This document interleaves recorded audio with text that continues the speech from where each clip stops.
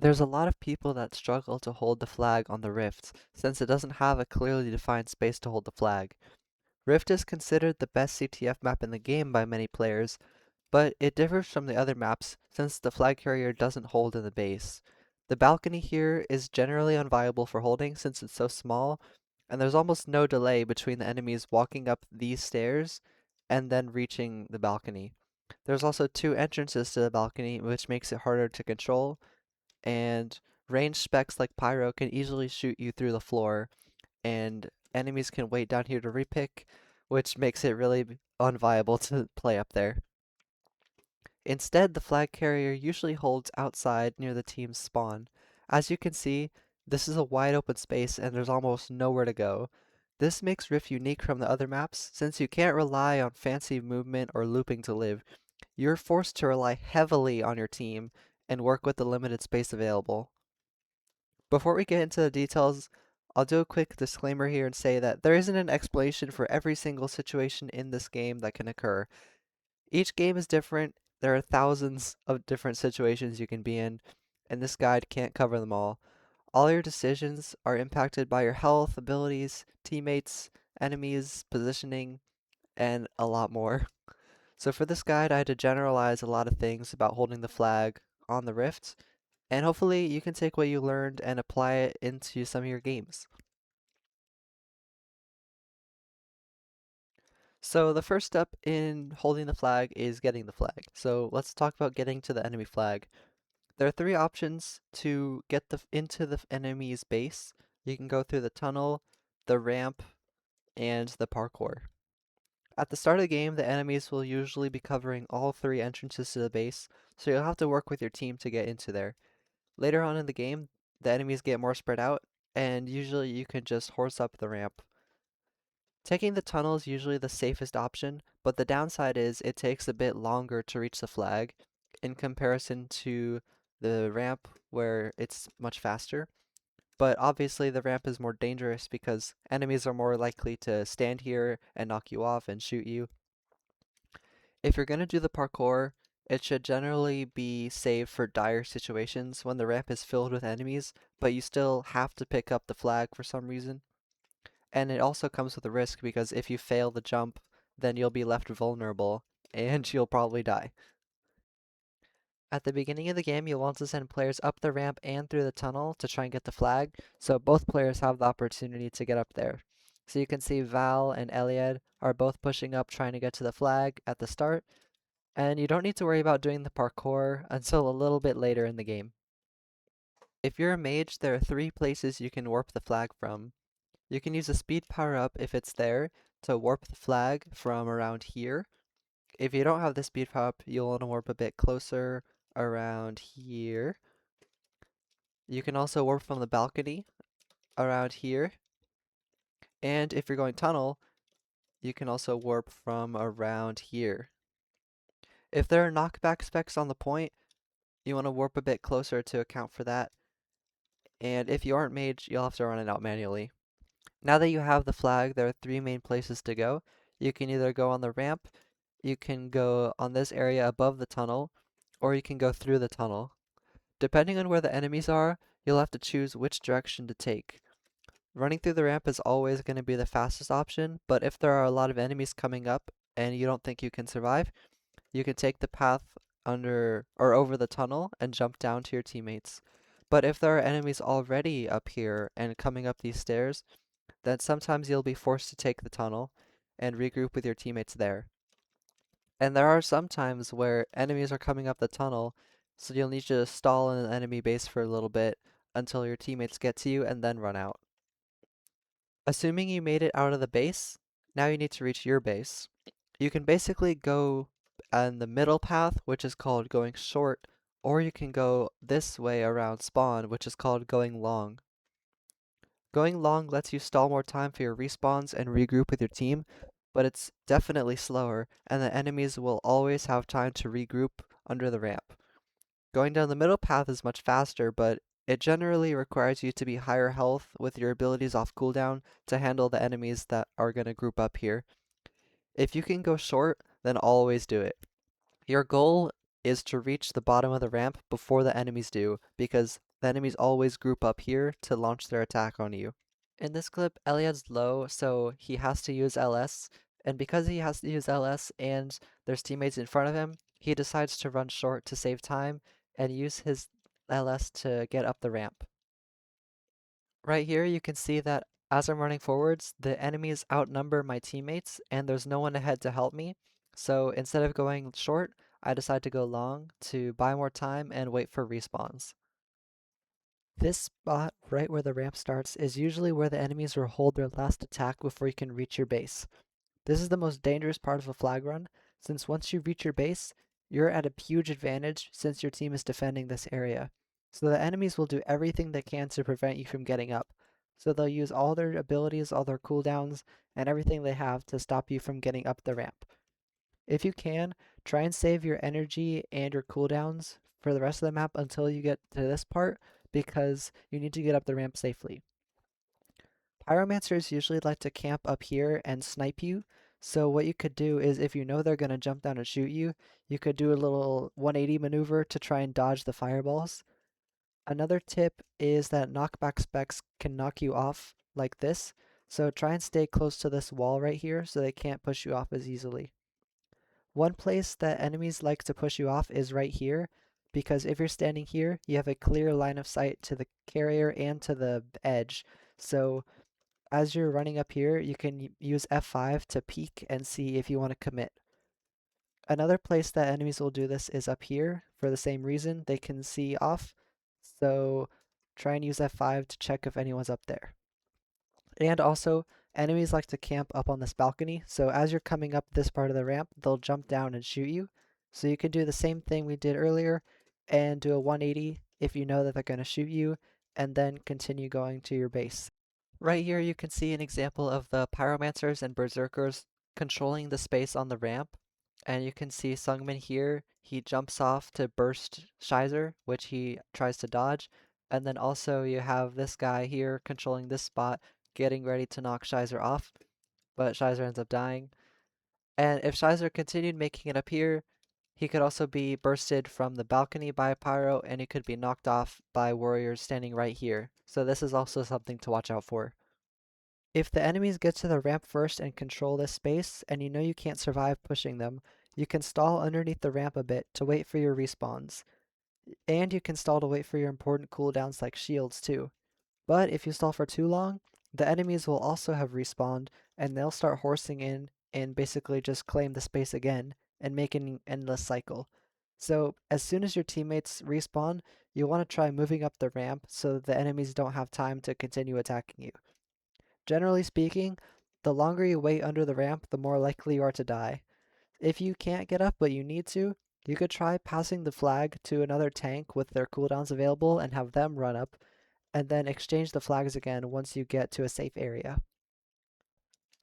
During this flag run, Ash tries to go up the ramp, but because there are so many enemies, they need to stall under the ramp a little bit to wait for their abilities to come back. So here they warp and try and wait for their shields, then try keep pushing up, but they don't have their shield, so they need to back up a little bit, wait for healing until they keep going. And because they waited for too long, more enemies were able to horse in from the enemy spawn and get to them, and they ended up dying, which I repicked, but then I got knocked off right back again. Just to stall time, I tried placing a time warp, but I'm almost dead here, so I dropped the flag and Ash picks it up again. And then we just need to stall time for respawns because they've got 5 enemies on us versus 3. So we just wait underneath the spawn for respawns before we keep continuing up the ramp.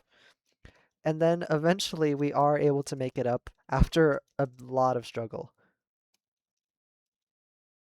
If you're still stuck under the ramp but you need to get up quickly, you can take a risk and do the parkour. It should generally be reserved for when you know you'll die, but you need to get up before the respawns because the respawns will kill you. The issue with the parkour is that teammates won't be able to follow you, so you'll have to rely on respawns to help you. Enemies controlling the ramp here are able to horse up for free and just jump on top of your head and probably killing you. So doing the parkour should be your last resort. In this example, you can see that there are a lot of enemies behind me and I have no shields. So if I go up the ramp, I am gonna die. So I decide to do the parkour to try and survive, but unfortunately I fail to jump and I end up dying. And then you can also see, as I tried to do the parkour, Cute Liu Ying noticed and he started horsing up after me. So even if I made the jump, he would have jumped on top of me and I would have died anyways. If you get knocked off, you can either run to the bottom of the ramp and try again, or you can go into the tunnel. Generally, if you get knocked off before this halfway point, like right here, you'll want to run to the ramp, but if you get knocked off over here, then you can choose to run tunnel. This decision needs to be made quickly before the enemies respawn and jump on top of you. And if you are running tunnel, you need to make sure your team is following you if you get knocked down, and you need to make sure there's no respawns right here horsing up to try and cut you off, because in that case you'll probably die. If the enemies control this second part of the ramp, and you've been here for a while trying to clear them but you can't, you can let your team know that you're going to run tunnel, but this should generally be a last resort play because, yeah, respawns and you're losing access to your spawns from your team, so you're going to be alone in tunnel for a while. As Scheiser's running up the ramp, he ends up getting knocked off by the Berserker, and instead of looping back around to the ramp with these three enemies here, he just decides to run tunnel because there are 6 enemies ahead of him, or maybe 7 enemies ahead of him, so he doesn't want to run into them. And then because he went tunnel, this forced Rich Dragon to have to run close to the blue team spawn to get the flag out, and he ended up taking a lot of damage. Hopefully you've made it up to the base, because now I'm going to be talking about holding the flag in the base. And when I say in the base, I actually mean holding flag in this area around spawn, assuming you can't just walk in and immediately capture.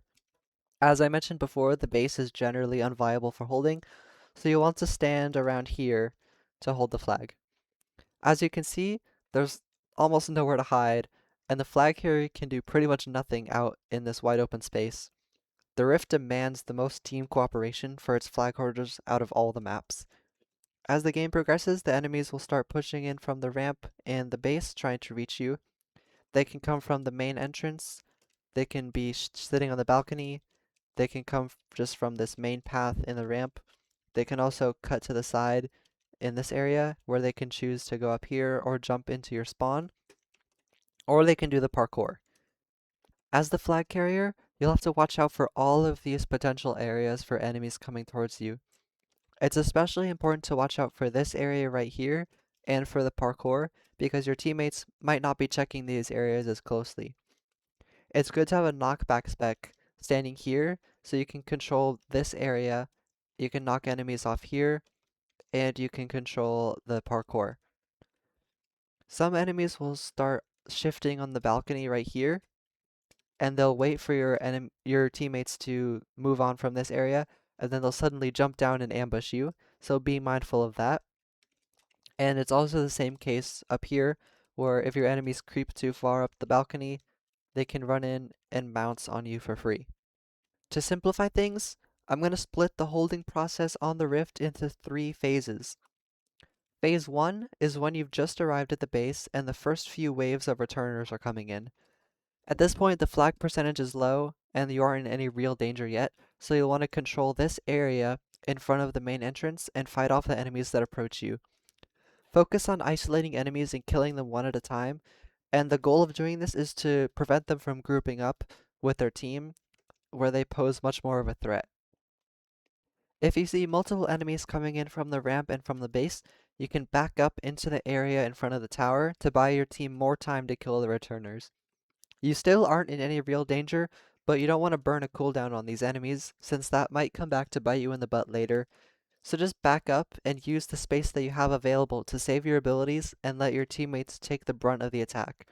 Your abilities should be saved for actual danger when an enemy creeps up on you and tries to insta-kill you, or if there's a group of enemies running at you and trying to kill you. So backing up just gives your team more time to take them out before you have to use an ability. Alternatively, you can run into the base, but this should only be done when there are enemies coming from the ramp and you know there's no enemies in the base. You can have your team hold this main entrance choke point and hold them off while they come through, and then return to the spawn once you've cleared them. If the enemies keep pushing, you can back up further into the base. This can be dangerous since the enemies can cut you off from the tunnel or from this stairs into the balcony. So you have to use your cooldowns on them if they do this. But assuming they don't cut you off, you can just loop up here to the balcony, and then you can either run this way or you can run this way to just loop them and prevent them from reaching you. But don't linger on the balcony for too long because, as we talked about, you're at a disadvantage being up here. So after the enemies are cleared, you'll want to return to holding in front of spawn. Phase 1 doesn't last long as the flag percentage rises and the enemy return gets more organized. Soon you'll need to back up to this area in front of the tower every time to survive, which is where Phase 2 starts. You can still stand up here to fight and deter enemies, but back up once they start pushing forwards. The purpose of backing up is to allow the team more time to kill the enemy returners before they get to you, and avoid wasting cooldowns on the enemies when you could simply back up instead to avoid taking that damage. You can still fight, but you want your teammates ahead of you to take the brunt of the attack, and you need to pick your fights more carefully now so you don't get insta-killed. At low percentages, you can still fight with your team up here to deter the enemies. Generally speaking, if you have the same number of allies as enemies, or you outnumber the enemies, you can stay and fight. But if the enemies outnumber you, then start backing up to buy your team more time and kill the enemies. As the flag percentage goes up, that judgment call will change, and you'll want to start retreating sooner and sooner. You want to back up until you're standing right here in front of the tower, which is where you want to make your last stand to kill the enemies. Use your abilities here and try and outlive them as much as possible, and have your team finish them off. Your goal here should be to use your abilities as late as possible, and use them right as multiple enemies start attacking you, because usually one enemy will come from here, one enemy will come from the middle, and one will come from this area trying to cut you off. So you want to use your abilities right as all three start attacking you at once. You don't want to jump down into the spawn yet. If you jump down into the spawn or go behind the tower, that's going to indicate the start of Phase 3, and you don't want to go into Phase 3. Jumping down gives the enemies a big advantage of being on the high ground, which we'll get into in a second, so you want to prolong Phase 2 as much as you can to prevent that from happening. That's why you should use your abilities up here instead of jumping down yet, because you want to hold the position on the high ground for the entire wave of returners. That being said, if you know you can't hold your position for the next wave, then you'll want to save your abilities for Phase 3 next time and have all your abilities off cooldown, so don't use them in Phase 2 next time if you plan to jump down here. If an enemy gets past your team while you're playing up here, you should type in chat to let them know that you need help. Especially if they come from the parkour, the enemies aren't going to be able to see them, and they can horse up on you for free. They can go behind the tower, or they can just go up this hill and get on you for free, basically. So you need to tell your team you're in danger. It's your team's responsibility to prevent these enemies from sneaking past, but sometimes it happens. You don't want to use a cooldown on these individual enemies, but if you have to, then you have to. But your goal should be to save them for the big group fights. Eventually, the flag percentage will rise too high, or there'll be too many enemies, and you'll be forced to retreat further. As soon as you jump down into spawn, you've entered Phase 3. Let me emphasize that doing this should be done as late as possible into the run, since giving up this high ground puts yourself at a disadvantage. When you go down, enemies claim this space and take control of it, where they can snipe you and they can attack from both sides of this tower. So they basically get a massive advantage on killing you, so don't give it to them until the last moment. Using this tower in the spawn is pretty much the only tool you have to avoid the enemy's line of sight, so learning how to use it is very important. Once you're down here, enemies will start coming from both sides, and a lot of players panic standing down here, but I'll try and provide some examples. Let's assume that one enemy is approaching from the right, and you obviously want to run away from them so they can't hit you. But if two enemies are approaching, then it gets more complicated. You need to make a decision about which player is the bigger threat and move away from them. You can kind of use F5 to peek behind the tower and see who's coming, and you should also be looking through the tower at the usernames that are standing up here to see which way they're going and how they're behaving. If there are 3 or more enemies, it gets way more complicated. You don't want to run away from the tower too quickly and commit to a direction, or the enemies will just commit to that direction too, and jump on top of you and burst you down all at once. Basically, you want to bait the enemies to come from both sides of the tower, and then start moving away once they approach from both sides. The purpose of doing this is so you won't be bursted by 3 enemies at once, and this gives you and your team more time to react to what's happening around you. Only 1 to 2 enemies will be able to deal damage to at a time, and you can avoid being insta-killed. Think of it like a shotgun blast, where if you take all the pellets to the face, you'll surely die, but if you can take 1 pellet at a time instead, then you'll have time to react to it. The goal here is to buy your support specs time to heal you before the next damage burst occurs. And the other goal of doing this is to save your shields and strong support abilities for when you're actually in danger of dying. You may think you're in danger now, but smart positioning can mitigate a lot of the danger you're actually in. So again, if there are 3 enemies, let's say that there's 1 coming from here and 2 coming from here, you'll want to wait until they've committed to going these directions, and then move towards the 1 enemy so that they can deal their damage, heal up, and then take on the 2 enemies, take their burst damage and heal up. Whereas if all 3 of them have bursted you down at the same time, you might have died. Experienced returners know that the flag carrier will stall behind the tower like that, so they'll wait here until you commit to a direction and then cut you off. If you see usernames behind the tower not moving, they're just jumping back and forth, waiting, these are the most dangerous players. Once they jump down, it's usually in a disadvantageous situation for you, so you'll need to make a decision if this player is a bigger threat than the other players already approaching you. In some cases it is, in some cases it isn't. This kind of situation can also occur with players horsing in from the ramp. Since they have their mounts, they are much faster than you are, so they can kind of dart around the tower and cut you off, and it can be a bit unexpected because you don't see them coming until it's too late. At some point, there will be too many enemies coming from both sides, and there might even be some enemies still staying up here waiting for you. This is where you make your final stand that decides if you live or die for this flag run. The goal from all the stalling behind the tower earlier, running back and forth, is to save your abilities for this crucial moment where you're overwhelmed by enemies and get energy dumped from all sides.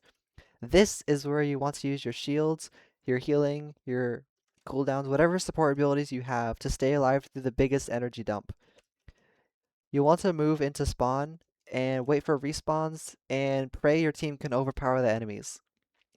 As Richard likes to say, Warlords is a game about burst damage, and this is a fundamental thing to understand as a flag holder. Most flag runs end when the flag holder gets insta-killed by a large energy dump, not when they're in a prolonged fight. Even in long fights, it's still about burst damage because enemies can hold onto their energy and cooldowns until they can combo with other enemies to burst you down all at once. You don't have time to react with shields and healing if you're already dead.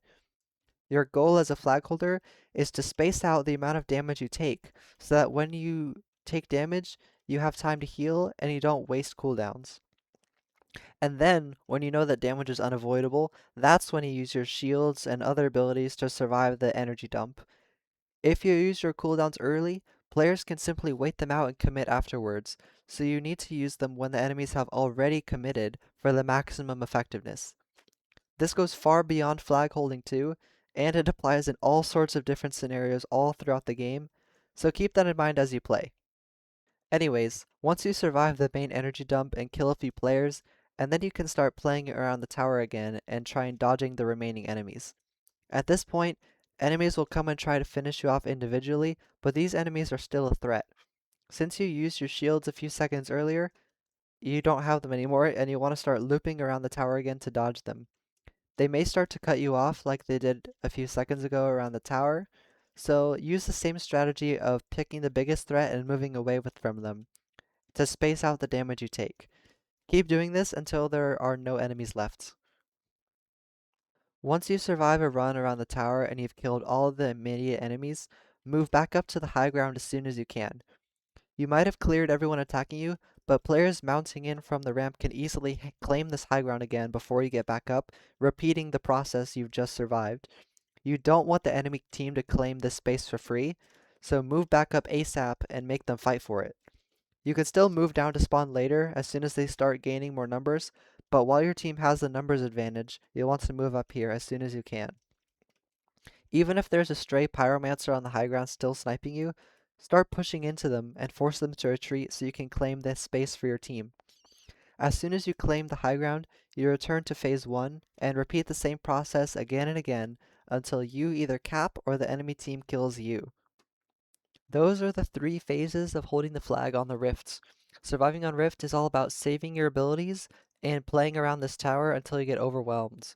The timing of the 3 phases can change depending on the amount of enemies on return, how many you have defending, how many enemies are a threat, and the flag percentage, and a lot of other things. So every game will be a bit different. We'll get to standing in a minute, but first I'll mention some other tips about holding and spawn. If you've survived a run around the tower and you go up to the high ground, make sure that there's no damage specks shifting behind the tower like this. Sometimes if they know they won't kill you, they'll just stay here and wait for their team to mount up the ramp and group up around here, and then that's when they'll ambush you from behind and basically energy dump you. They might insta-kill you, and even if they don't, their presence prevents you from really jumping down into spawning, running away from the team. So if you think someone's shifting, don't check yourself. Send a teammate to clear the area instead, so you don't have to waste an ability on them.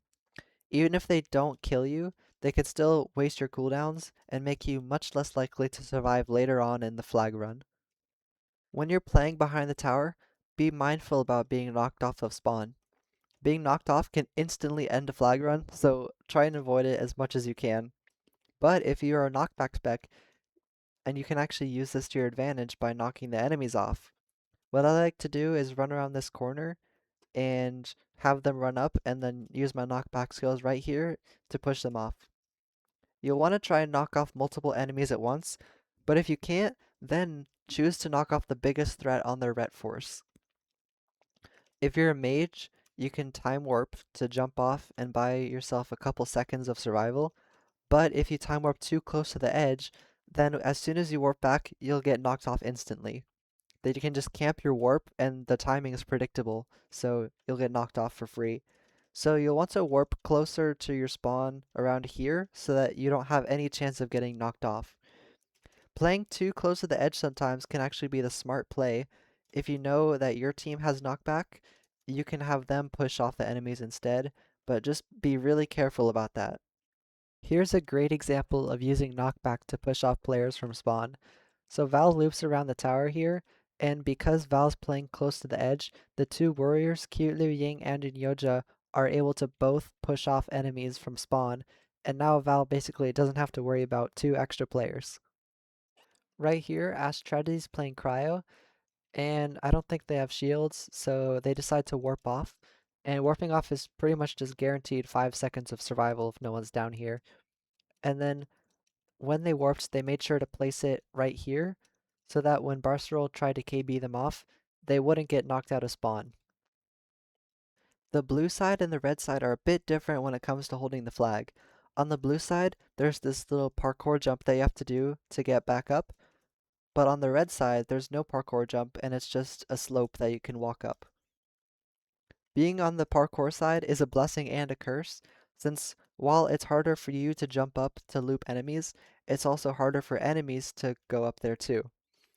It becomes more important about which direction you take on the blue side, since when you jump down here, you may not always be able to go back up. So jumping down is more of a commitment. If you know you can't survive the next wave of returners, but you think your team might have a chance of returning the flag, you can play in the base around the flag point to try and get a capture. Go off the balcony and try to just stall time for your team to return, or you can stand around here near the point and wait. If you know you're going to die anyways standing out here, then you might as well play in the base and just stand near point and pray your team can return.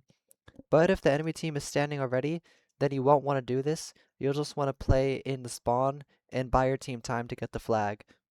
Now I'll talk about the different flag holders that you might encounter on the Rift. Cryomancer's the best holder for this map. You have two shields that can block damage, and you have slowness. The wide open space gives you an advantage since you can snipe, so you'll try to shoot the players approaching you from these entrances and slow them down. You should also focus on shooting down here to dismount the enemy players, because you don't really deal damage, but dismounting is a great tool for separating the enemy ret force. Also, when you're in spawn, you can warp off the spawn to buy 5 more seconds of survival, so it's kind of like a third shield. Ideally, you want to save both of your shields for when you've moved down here and you're about to get bursted and you survive the energy dump there. So when you're up here, you should try and survive on V's and healing for all the other damage that you're taking. Defender is also a great candidate to hold the flag too. The high health pool allows it to tank a lot of damage before needing to LS, and using LS with your team makes it unkillable for 6 seconds. Because you're a melee spec, you should be fighting closer to the enemies, trying to melee and use your knockbacks and being more aggressive than Cryo. Your knockback abilities are best used right here to knock down the enemies into the spawn to separate them from the return force and space out the damage. You want to use your knockbacks aggressively early on to isolate and kill enemies, but once you start backing up into spawn, you want to use them for running from enemies, knocking them off, or looping around the tower. You can also knock enemies off of spawn this way. One good thing about LS is that it's probably the best ability in the game for survival, but unlike Cryomancer, you only have one ability. So if it gets forced out of you early, that can be detrimental to a flag run. So you'll want to save it for when you're down here, or save it for when you're up here and you know you can kill all the enemies. For Crusader, it relies on speed to get away from enemy returners, so it's not great at holding on this map. The lack of obstacles and parkour makes the spawn pretty bad for Crusader to defend itself, since it can't outmaneuver the returners in this wide open space. The best it can do is loop around the tower, but even that has its limits. Unlike Elven Hollow or Valley, there's nowhere to go for when you're in danger. So a Crusader can play in the base, looping around this area and going up the balcony, even going tunnel sometimes. But at higher percentages, this gets pretty risky. For other non-tank holders such as Aquamancer or other specs, you want to play safer than what we've been talking about. Since you lack damage reduction and the high health pool that tanks have, being insta-killed is a danger even early on into a flag run, even on the ramp. So stand further away than you think you should from the enemies, and you'll probably stay down here even in phase 1, and don't commit to fights unless you outnumber the enemies. If the other team has a tank holding while you don't, you'll be at a disadvantage for the entire holding process, and you'll have to rely more on your team sending quickly and getting an early ret so you can cap. If your team can't afford you to die or the enemy team will cap, you can jump off of spawn to buy your returners more time to return the flag. Understand that doing this will lead to your death 90% of the time, but doing so can buy your team time to return. This should be done when you're up in TDM or up in score, otherwise you'll be down a cap either way, so dying would serve no purpose. You'll want to wait until all the enemies have horsed up the ramp and are around here before you jump off. And you'll want to make sure the enemies are dismounted too, because if they have their mount, they can easily catch up to you. So once they get over to here, that's when I would commit to a jump. And also you want to make sure that there are almost no respawns, because the respawns will cut you off too. When you jump, your goal is to live as long as possible, not to cap anymore. So just keep running, stall time, do whatever you can to live for even one more second. You can keep running into the enemy tunnel even if you have to do that, just to stall for more time. And from there, it's up to your team to get the return. Because the enemy team is standing and Corruptplex is at 110%, he's pretty much forced to jump here so he won't immediately die. And now his goal is just to run as far as he can and buy time for his team to return. So here you can see he's using his knockbacks, working with his team, and he does buy enough time for his team to ret. Now let's talk about standing. If you're coming up the ramp and your flag is in the base, obviously you can go stand, but usually there will be enemies ahead of you. If there is someone picking, you can try running this way with the flag up the balcony to cut them off, but sometimes they're too fast. So when that happens, you can either wait for your team to call stand and go stand, or if you know they won't get it, just run out to this area to begin phase 1. If your team calls for a stand when you're out here, you need to make a decision depending on which phase you're in. Keep in mind that it's not always possible to stand, and sometimes not standing is the better play. If you're in phase 1, you can usually stand with no problem since you're playing so close to the base and you're on low flag percentage. Run to the point, use your shields and healing abilities on the point, and then just stand and pray that your team gets it and the enemy team doesn't repick. Don't be afraid to die by standing on the point, just trust that your team will get the ret and wipe out the enemies in the base before you die. And if you don't get it and you still survive, just run out back to this area. In this game, Barcelona is holding the flag as defender, and they're about to stand on point, but Phil picks up the flag and he runs tunnel. But because Barcelona has LS and they have healers with them, and there's no one on them, they don't need to run spawn because there's no threats on them. They can afford to stand. So they stand, and Phil tries to run tunnel, but he gets cut off. He actually does run tunnel. He drops the Tanji, and even though there is threats on Barcarolle, it's worth it to stand and just try to instantly cap rather than letting them repick. And then eventually, they get the ret and they cap. If you're in phase 2, you should go to stand as long as you have a few abilities and energy to spare. You can generally use your shields to make it a point safely, but the enemy team will almost always have time to repick since you're holding so far back. Once you get to point, the enemy flag carrier will usually already be running away through tunnel. If it's safe to stand, then go ahead and do so, and wait for your team to call if they'll get the return or not. If you run out of abilities to stand safely, or if your team says they won't get it, then just run back to spawn to enter phase 1 again. Now your team is at a disadvantage since you're on higher flag percentage than the enemy team, so you'll need to play safer from now on. In the same game, Barcelon's team calls for a stand, so they go ahead and go to point, and then they can afford to fight on point a little bit because they've got a strong healer and they outnumber the enemies. But soon the enemies start committing to the fight and jumping down, and then since Barcelon's team didn't get the ret and they're out of abilities, they're forced to retreat back to the spawn area. If you're in phase 3, it depends. If you're still looping around the tower and you haven't used your abilities yet, then you can go stand. Use all your abilities to run up these stairs and just tank the enemy damage, make it a point, and pray that your team returns the flag quickly. However, if you have no abilities and there are still enemies up here fighting you, you'll likely die. So if you're leading in score, you don't need to worry about standing, you can just play safe.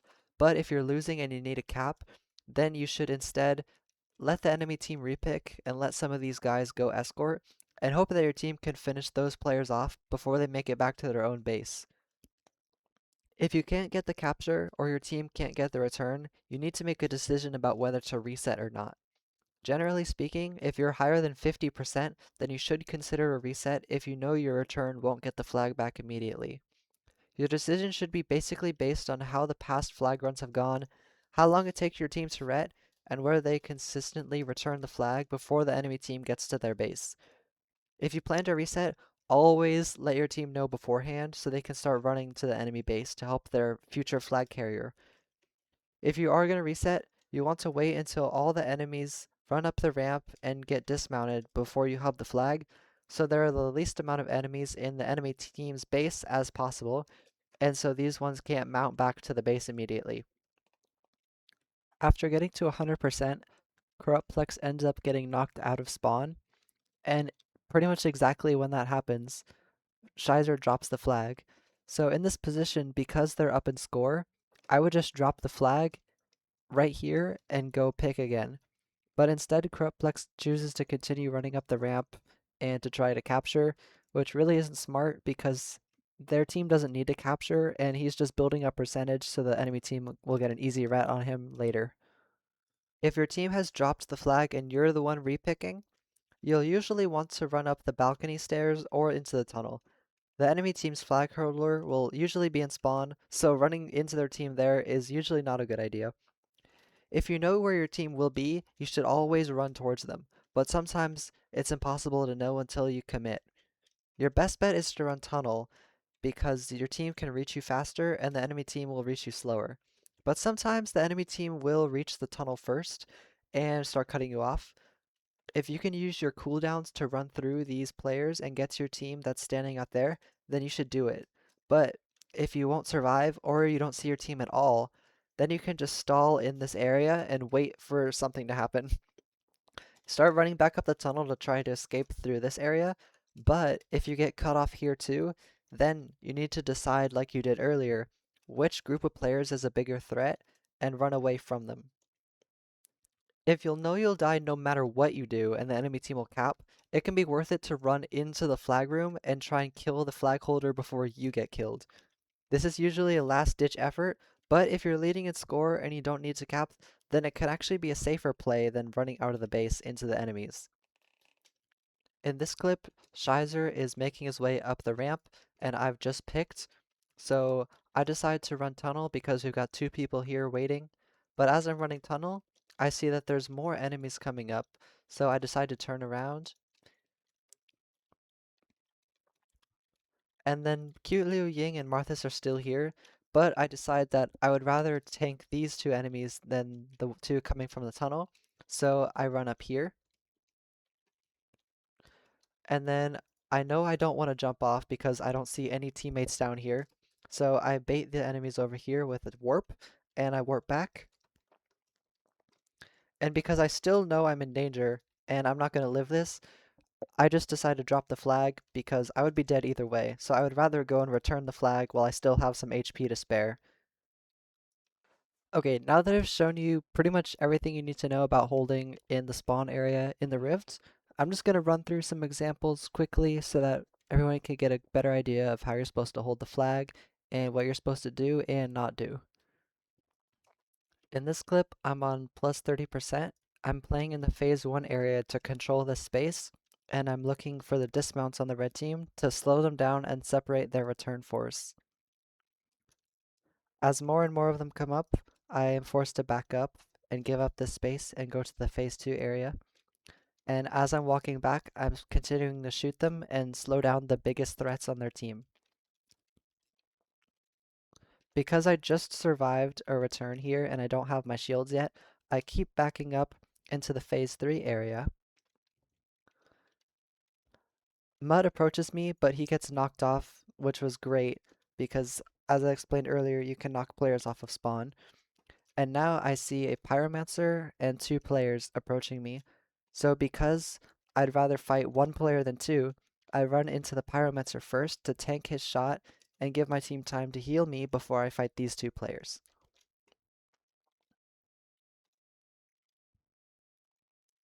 And I think I used a shield here and we are able to kill them. But because, actually right here, Marthas has no energy and Esposa just worked back, so I'd rather fight Marthas than Esposa, so I run into Marthas first.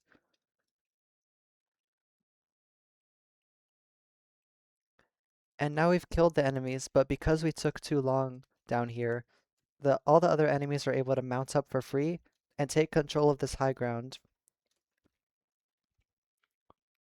And because we don't control that space, Mud is able to horse around the tower and get free damage on me.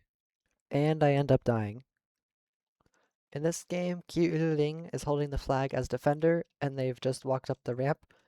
Because they're at such low percentage, they're in phase 1 here, so they can just afford to fight the returners here and kill them. And they do that. They wipe out the pyro, and then Dandy's dead. And then notice here, Qiu Ling has no reason to jump down here because they're in a 1v4 against Bella, and if they were to jump down, they would have given up the high ground, which would have given this pyromancer an advantage. But they pretty much just wiped their returners, and it looks like their team called for a stand because they're on a point, which they can afford because there's no one coming. But they weren't able to get it, or their return wasn't able to get it, so they're running back. And now since it's a bit higher percent and there's a lot more enemies coming in, they're running down here. into phase 3. Looks like Bella came around the tower and Yu was almost able to knock them off, but not quite. Here, I think they have to LS. Yeah, okay, they're running solo LS. By going down here, they baited Bella to jump down from the high ground, give up this advantage, and then now they're just running back up. And then by having one less player in this group, it's basically minimizing the damage burst potential of these returners. And now Kyuling's team has returned the flag, but they've burned LS at this point, so it looks like they're dead. Yeah, unfortunately they died because they were playing so far back.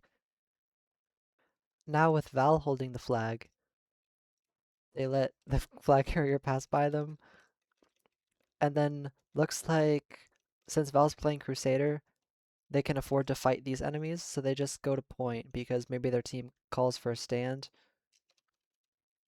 Yeah, it's looking good for the return, so this was a good stand. And Val can afford to stand here because they're at a low percent and they've got a lot of team with them. But as soon as it looks like Val's team isn't going to get the ret, they go back outside the base to go stand near the spawn.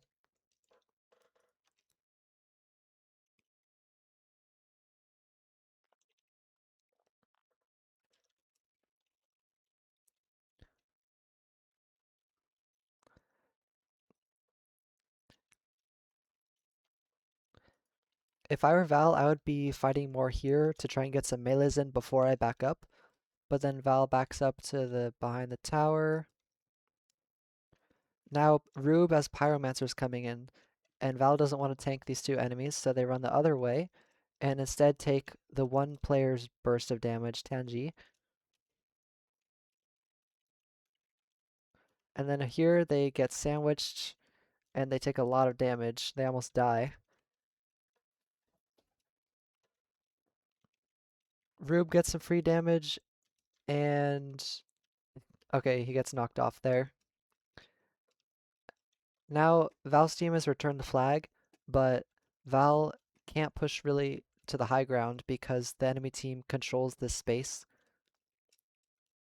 But they eventually get their abilities and they try to go stand. But the enemy team is ahead, and unfortunately, they can't get it, and Val ends up dying on point trying to stand. So those were my thoughts of holding on the Rift. The Rift is one of my favorite maps because it forces you to rely on a lot of team play to survive and use the limited space you have in the spawn to its maximum potential. I didn't cover everything about playing on this map, but I did provide an overall guide for what you should be doing with the flag and should not be doing. Keep in mind that every game is different, and sometimes you won't be able to follow these steps, and you need to work with what you have and adapt to whatever situation you're in. You should keep in mind the principles of spacing out damage and saving your abilities for when damage is unavoidable. These principles apply to every map in Warlords, but they're most easily seen on the Rift because of the lack of pretty much anything else the flag carrier can do in the spawn. This is one of the hardest maps to reach the high flag percentages on, since the map is so simplistic, but I really enjoy the challenge of holding on this map and working with my team. If you're confused on why I do something, or you disagree with something I said, or you think I missed something, then leave a comment and I'll try to get back to it.